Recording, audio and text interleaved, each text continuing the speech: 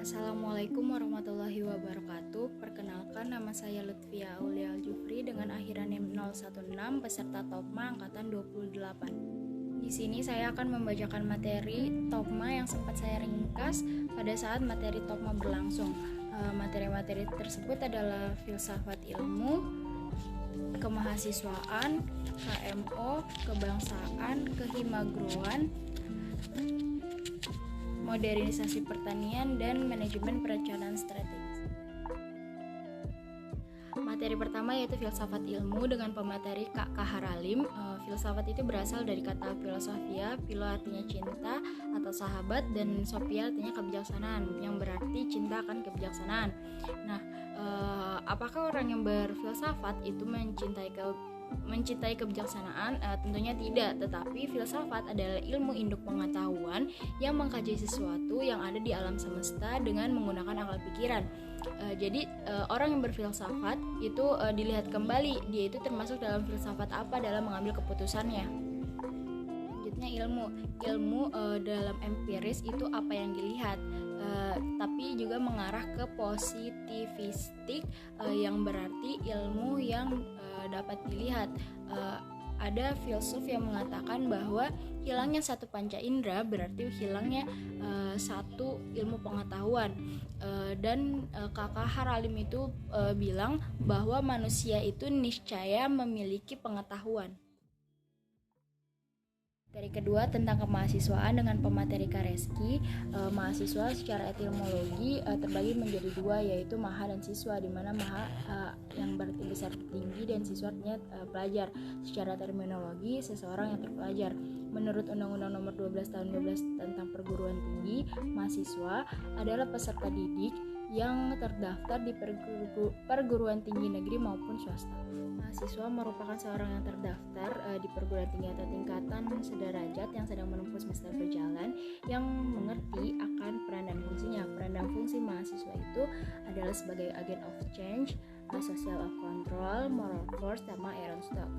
Kareski juga bilang bahwa bertahan adalah bentuk cinta yang paling liar. Materi ketiga yaitu KMO dengan pemateri Kak Firman. KMO merupakan kepemimpinan, manajemen, dan organisasi. Kepemimpinan itu sendiri secara etimologi yaitu pimpin, lead, influence.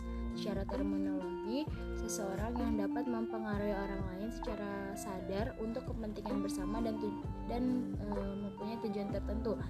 Tipe-tipe dari pemimpin itu otoriter, demokratis, karismatik, paternalistik, militeristik, dan laissez-faire. Kriteria pemimpin di masa depan itu berwawasan, pendelegasian, visioner, berintegritas, komunikatif, inklusif, adaptif, pandai menempatkan diri, kepekaan sosial, sensitif, dan transparan. Manajemen secara etimologi mengatur dan seni mengatur. Secara terminologi, kemampuan mengatur sesuatu secara efektif dan efisien. Fungsi manajemen itu ada 5, sebagai planning, organizing, aktuaria, controlling, dan evaluasi. Kemudian organisasi secara etimologi adalah organ dan isasi. Secara terminologinya merupakan sekumpulan orang yang saling bekerja sama untuk mencapai tujuan bersama. Hakikat dan urgensi organisasi juga harus sejalan dengan adanya makhluk sosial di dalamnya dan kebutuhan dari organisasi itu sendiri. Kebutuhan organisasi itu ada fisik, rasa aman, relasi, pengakuan diri, dan aktualisasi diri. Materi keempat tentang kebangsaan dengan pemateri Kak Muhammad Nur Alim yang mengangkat tentang dinamika sosial terhadap masyarakat tani. Bangsa merupakan sekelompok orang yang mendiami suatu tempat. Bangsa juga merupakan hubungan antara kesamaan rasa, nasib, dan moral. Dinamika berasal dari kata dinamis yang artinya berputar, yang membahas tentang perubahan-perubahan yang terjadi di dalam bangsa tersebut. Terus sosial juga makhluk sosial itu mempunyai hubungan, di mana hubungan antara semua yang berada di suatu wilayah yang membahas tentang perubahan-perubahan yang terjadi di suatu wilayah itu sendiri. Terus negara itu terdiri dari 4, ada rakyat, pemerintah, wilayah, terus diakui secara de facto dan de jure. Alim juga membahas tentang Yawadwipa yang di bawahnya ada Nusantara dan di bawahnya lagi ada Indonesia. Terus ada 4 pilar negara Indonesia, yaitu Pancasila, UUD 1945, NKRI, dan Bhinneka Tunggal Ika. Terus Kak Alim juga mengangkat sedikit tentang Marhainisme, yaitu memiliki pandangan yang mana sikap mandiri itu merupakan sikap terbaik dalam mengelola dan memenuhi kebutuhannya dengan menghilangkan ketergantungan kepada siapapun. Selanjutnya materi kelima tentang kehimagroan dengan pemateri Kak Miftah Farid dan Kak Kahlil Islam. Himagro Fawarta Unhas itu sebelumnya merupakan study group Batras atau study group budidaya tanaman keras. Kemudian berubah menjadi KMBP atau Keluarga Mahasiswa Budidaya Pertanian, dan berubah lagi menjadi Himagro. Dalam Himagro itu ada struktur BPO, di mana BPO merupakan lembaga legislatif dan yudikatif yang merupakan badan kelengkapan dari Himagro. Nah, apa sih Himagro itu sendiri?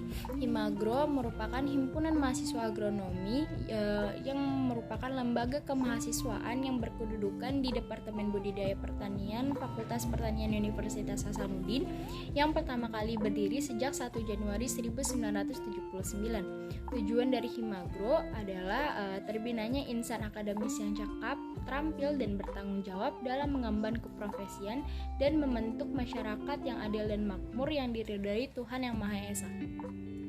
Status keanggotaan di Himagro itu ada 3. Yang pertama itu anggota luar biasa yang tidak mengikuti pengkaderan fase awal, anggota biasa yang mengikuti 1 pengkaderan fase awal, dan anggota penuh yang mengikuti kedua pengkaderan fase awal. Nah, pengkaderan fase awal di Himagro itu ada 2, Topma dan Baktan atau Bakti Tani. Nah, Topma ini tentang pengkaderan formal dalam bentuk pelatihan yang mengarah pada pengembangan pola pikir dan keprofesian. Kalau Bakti Tani itu tentang pengkaderan formal yang dilakukan untuk membangun ikatan emosional antar anggota. Materi ke-6 tentang modernisasi pertanian dengan pemateri Kak Fajar. Awalnya pertanian itu ada di sepanjang Sungai Nil, di mana pertanian di situ mengalami proses pertumbuhan yang sejalan dengan pembangunan yang masif. Adapun teori Malthus yang mengatakan bahwa perubahan penduduk harus sesuai dengan perkembangan pertaniannya. Modernisasi merupakan suatu bentuk dari perubahan sosial yang terarah yang didasarkan pada suatu perencanaan yang biasanya dinamakan social planning. Dalam sejarahnya, pertanian itu mengalami revolusi industri yang memberikan hasil yang jelas dari hasil-hasil pertanian. Di Indonesia sendiri adanya gerakan revolusi hijau yang merupakan kebijakan pemerintah pada masa Orde Baru untuk meningkatkan kualitas pertanian. Tetapi revolusi hijau juga memiliki dampak. Dampak yang pertama itu terjadinya kesenjangan sosial dan ekonomi, di mana hanya menguntungkan petani yang memiliki tanah lebih dan petani kaya. Kemudian mengubah hakikat petani, di mana petani dilarang untuk membiarkan bibit sendiri dan harus menggunakan bibit hasil rekayasa genetika. Pertanian berkelanjutan adalah pengelolaan sumber daya yang berhasil untuk usaha pertanian guna membantu kebutuhan manusia yang berubah sekaligus mempertahankan atau meningkatkan kualitas lingkungan dan melestarikan sumber daya alam. Materi ke-7 itu tentang manajemen perencanaan strategis dengan pemateri Kak Zulkifli. Manajemen itu adalah efisiensi, efektif, mengatur, menangani, mengelola, mengendalikan. Perencanaan itu konsep, struktur, rangka, dan tahapan. Strategis itu tepat, sesuai, praktis, baik atau bagus, cocok, dan tepat. Hidup dalam ingin mencapai sesuatu harus mempunyai visi dan misi. Visi dan misi juga mempunyai kriteria, yaitu harus jelas, terstruktur, singkat, realistis, dan mudah dimengerti. Cuman perencanaan strategis juga mempunyai metode, di mana yang pertama itu membuat pohon masalah yang ada sebab dan akibatnya, di mana masalah utama itu membuat opsi-opsi yang memungkinkan terjadi. Yang kedua itu ada POAC, di mana ada planning, organizing, aktualia, controlling, dan evaluating. Kemudian analisis SWOT, di mana strength, weakness, opportunity, dan traits, dan harus bertanya kepada faktor-faktor dalam dan luar, di mana faktor dalam itu bertanya kepada diri sendiri dan faktor luar bertanya kepada orang lain. Kemudian tulang ikan atau fishbone, terus prioritas, di mana harus memilih yang mana penting mendesak, yang mana penting tidak mendesak, yang mana mendesak tidak penting, dan yang mana tidak mendesak dan tidak penting. Kemudian ada SMART dengan ada goals tertentu, di mana specific, measurable, obtainable, relevant, dan time bound. Kemudian ada to do list, di mana do-nya itu apa yang akan kita kerjakan, doing apa yang sedang kita kerjakan, dan done apa yang telah selesai kita kerjakan. Kemudian ada mind map. Yang paling terpenting dalam MPS ini adalah prinsip, di mana prinsip dari perencanaan manajemen perencanaan strategis itu harus disiplin.